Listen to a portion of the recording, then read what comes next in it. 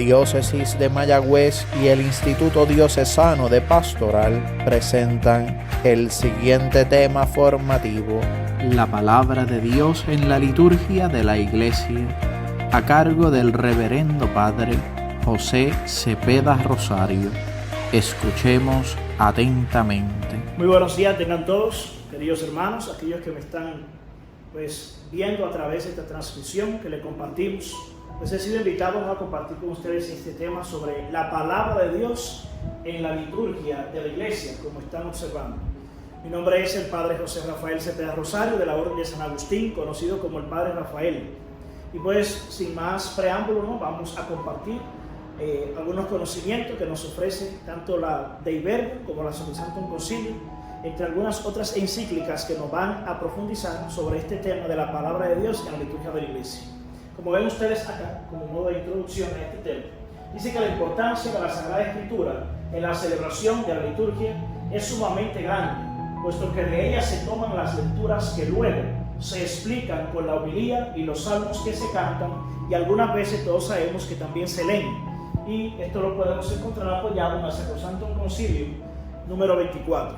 Algo también como preámbulo a este tema es algunas generalidades, entendiendo que la palabra de Dios ocupa un puesto preeminente en la celebración litúrgica, pues es vital para la comunidad cristiana, para todos nosotros, nuestra fe, como cristianos que nos llamamos seguidores de Cristo. La iglesia se edifica y crece escuchando la palabra de Dios. Por eso, la iglesia siempre ha venerado las Sagradas Escrituras, como lo ha hecho con el cuerpo de Cristo, pues sobre todo, las Sagradas Escrituras en sí en general, nunca ha cesado de tomar y repartir a sus fieles el pan de vida que ofrece en la mesa de la palabra de Dios y del cuerpo de Cristo. Esto también apoyado en la Dei Verbum. Algo también que tenemos que seguir continuando para entender bien estas generalidades que nos ofrece este tema de la palabra de Dios en la liturgia de la iglesia. Un tema muy importante, ¿no? Nos dice que la palabra de Dios hoy es un punto de profundización en la vida de la iglesia. Mucho se ha avanzado tanto en las traducciones como en el amor a la palabra de Dios en la iglesia. Hoy la palabra se hace accesible de nuevo para comulgar con ella, pan de la palabra. Por tanto, por doquier se ha difundido el evangelio de cada día, de cada año, según el tiempo, el ciclo que corresponda. Y muchos cristianos, sacerdotes, religiosos, personas de vida contemplativa, toman contacto con el Señor por medio del evangelio de cada día. Además de la difusión de la liturgia de las horas, que muchas veces en concreto tempranito por la mañana, durante el recorrido del día, nos sentamos también a compartir a través de la liturgia de las horas esta palabra de Dios, estas Sagradas Escrituras, como también algunos seglares, entre ellos el ejercicio también, algo muy importante, para conocer la palabra de Dios, el ejercicio de la lección divina o la lectura divina, entre otros más. Todo esto hace que oremos con las palabras mismas del Señor, cantando los salmos, como hemos dicho anteriormente en la Sacrosanctum Concilium, escuchando las lecturas, las palabras proclamadas en la Eucaristía. Y algo importante que también es un punto que dice que en este avance hay un déficit. Se proclama la palabra en la liturgia y se ora con ella, pero la descontextualizamos sin saber por qué este texto se proclama aquí y no en otro sitio. Porque en este ciclo litúrgico y no en aquel, se preguntan muchas veces. Y cómo se reparten los libros bíblicos en el leccionario. Realmente tenemos muchas cuestionantes, variadas, pero sí lo que tenemos que entender es que nosotros, en cuanto a conocimiento de la palabra de Dios, en cuanto a anuncio del evangelio de nuestro Señor Jesucristo, tenemos día a día que afincarnos en mirar cómo Dios nos habla y verdaderamente entender que la palabra proclamada en la Eucaristía es para todos cristianos, invitándonos a practicarla y sobre todo a entender que es pertenencia nuestra y que nosotros somos pertenencia de esa palabra de Dios que se nos proclama. Muchas veces tenemos un desconocimiento de la palabra de Dios, pero es por esto mismo, porque tal vez no hacemos una lectura divina, una lección divina, no nos sentamos a meditar con la palabra. Y este desconocimiento hace que la palabra pierda fuerza y continuidad para la contemplación personal y comunitaria. Aunque la clave y la solución sería estudiar de lleno el leccionario, ¿no?, donde viene inscrito la palabra de Dios. Permítame entonces continuar hablando de esto mismo, ¿no?, de esa profundización para conocer más amplia la palabra de Dios en sí, en su término general, apoyándonos, como decía al final, en el leccionario, ¿no?, donde viene escrita la palabra de Dios para cada Eucaristía. Dice este punto, ¿no?, la profundización en la palabra de Dios llevará a una valoración y mayor relieve de la palabra en la liturgia. En primer lugar, no sustituyendo jamás la palabra de Dios por ningún texto, por ningún otro texto, sea cual sea,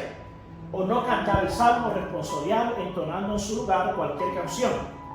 La profundización en la palabra induce y anima a cantar los salmos con amor, descubriendo el valor de la oración con la palabra cantada. Algo importante aquí que tenemos que destacar en este punto es que muchas veces nos subimos, digo sino para hablar en términos general, a leer la palabra de Dios en la Eucaristía, pero sin antes, algunos minutos antes, ¿no?, ya sea 5 minutos o 10 minutos antes de que inicie la Eucaristía, sentarnos, digamos así, a ensayar la palabra que vamos a proclamar luego en la Eucaristía, para poder entenderla, escudriñarla y hacerla nuestra.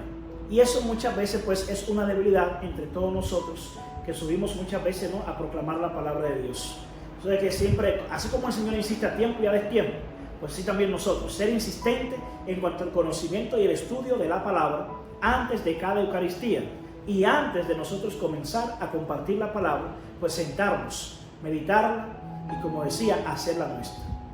Verdaderamente es poner amor en todo cuanto hacemos, y este amor a la palabra revisará y cuidará el lugar de la palabra, el ambón a donde subimos, ¿no?, a proclamar la palabra, según las normas litúrgicas, claro está. Dándole un sentido amplio, un poquito más elevado,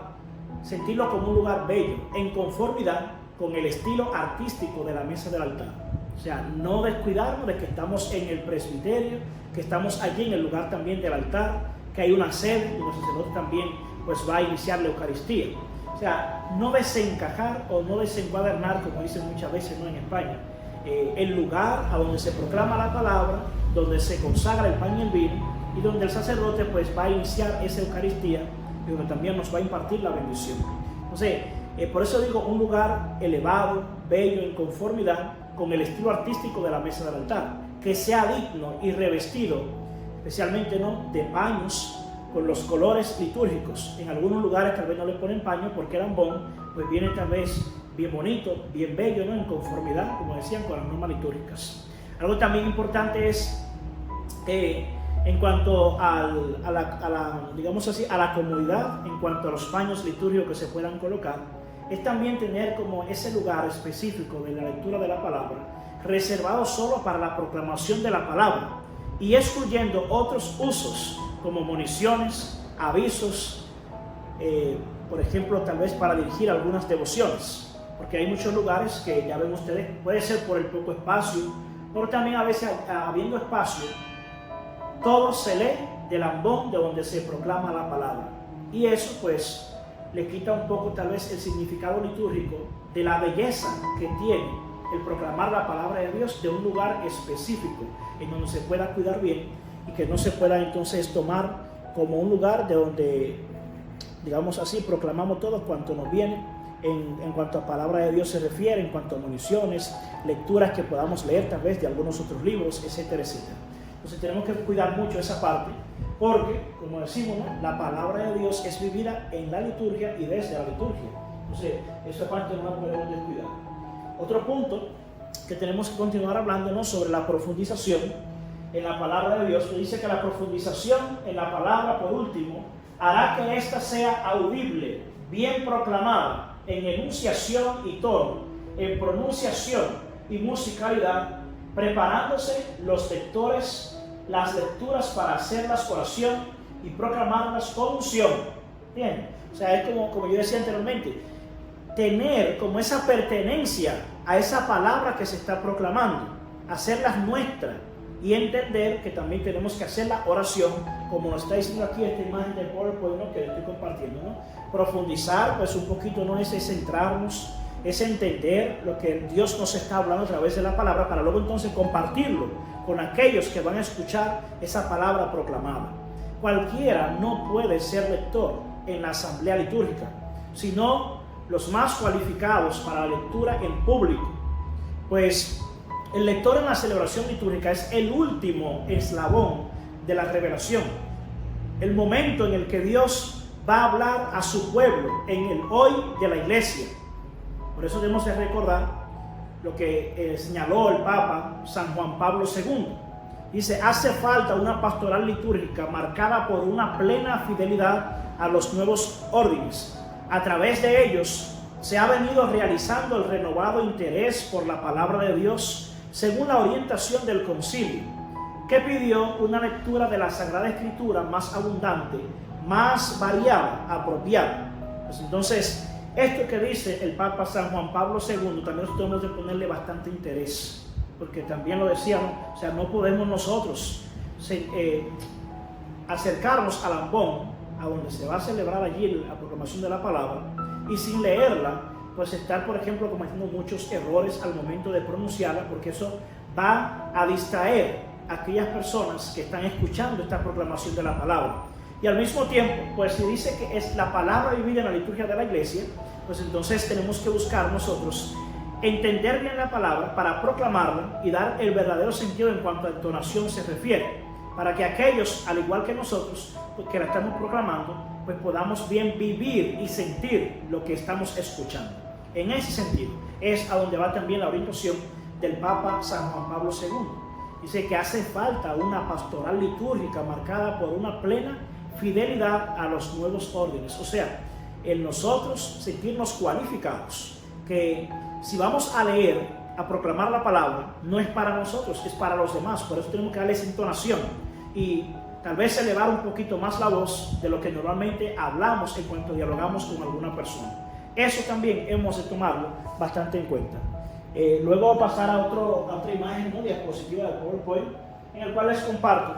que la palabra es la comunicación hoy del corazón de Cristo a su iglesia. Siga haciéndonos beber de sus misterios, llevándonos por el Espíritu Santo a la comprensión de la verdad. Así fue siempre en la tradición de la iglesia.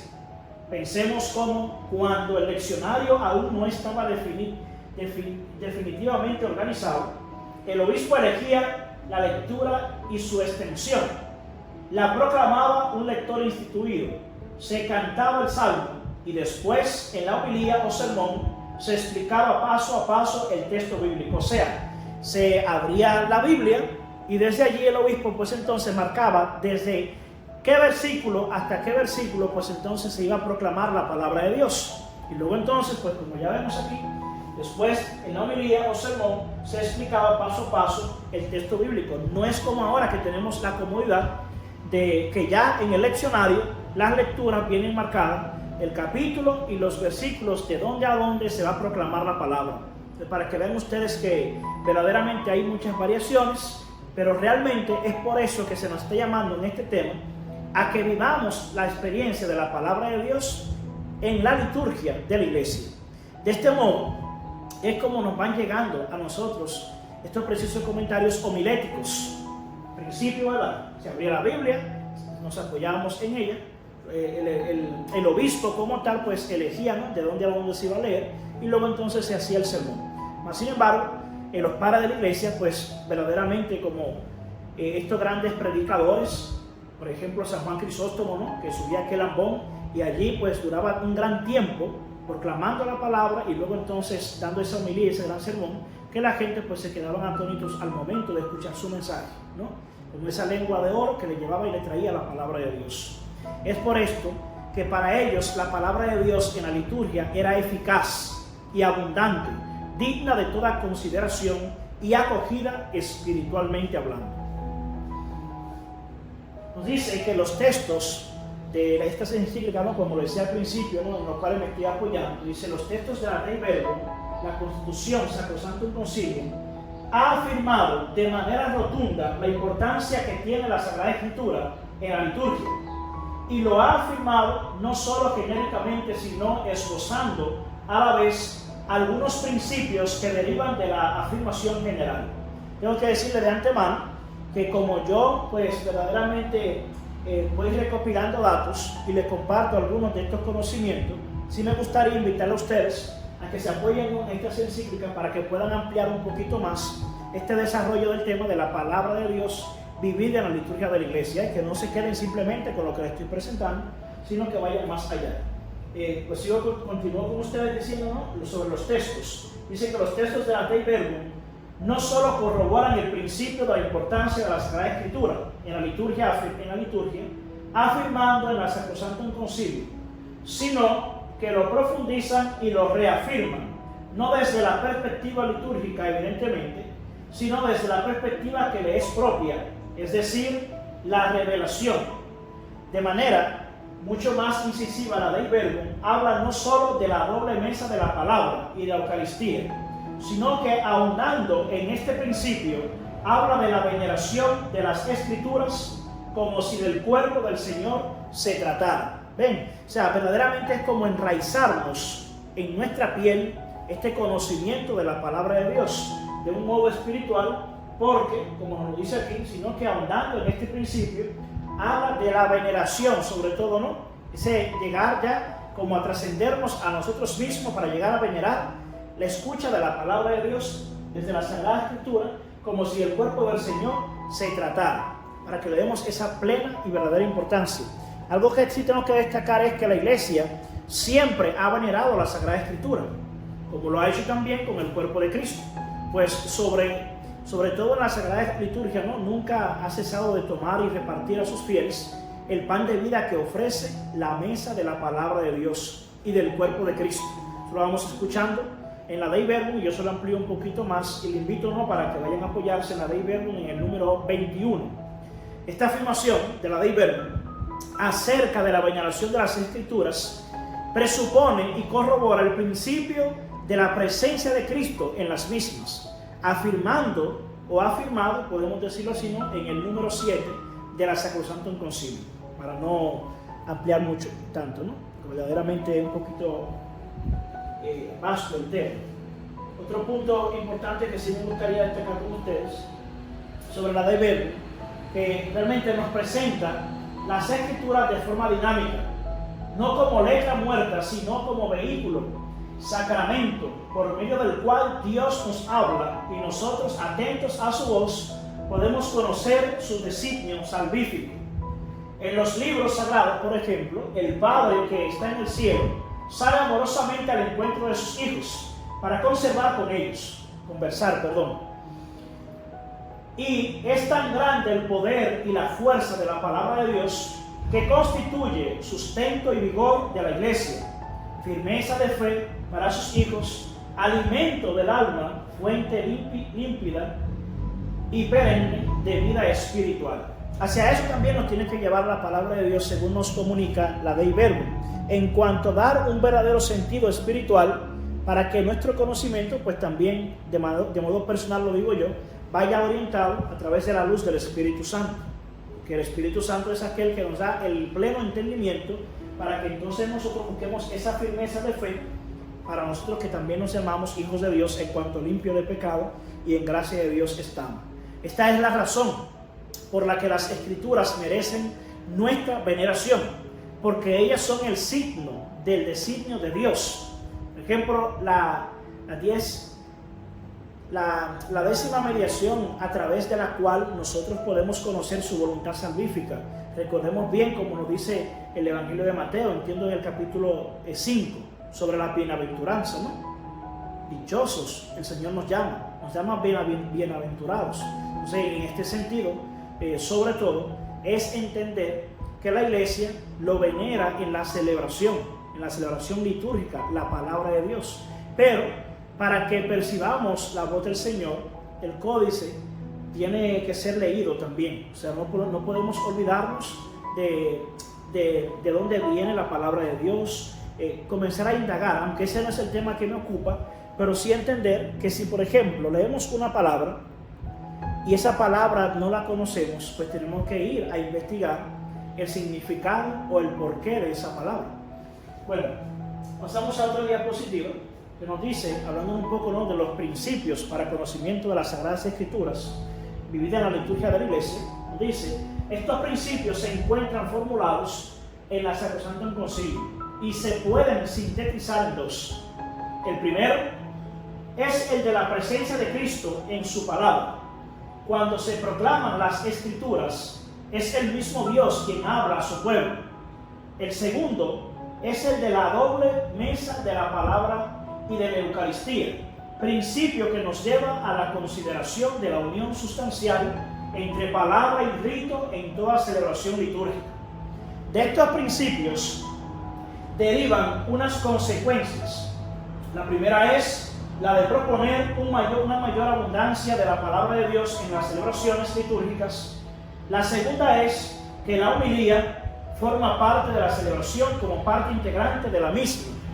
Es verdad, claro está, que tal vez el proponer una mayor abundancia de la palabra de Dios nos ampliaría la hora en la cual celebramos el sacramento de la Eucaristía. Pero lo que está aquí, pues, queriendo decir estos principios es darle más importancia a la palabra de Dios vivida en la Eucaristía, digamos así, ¿no?, en la liturgia de la Iglesia como tal. Por ende,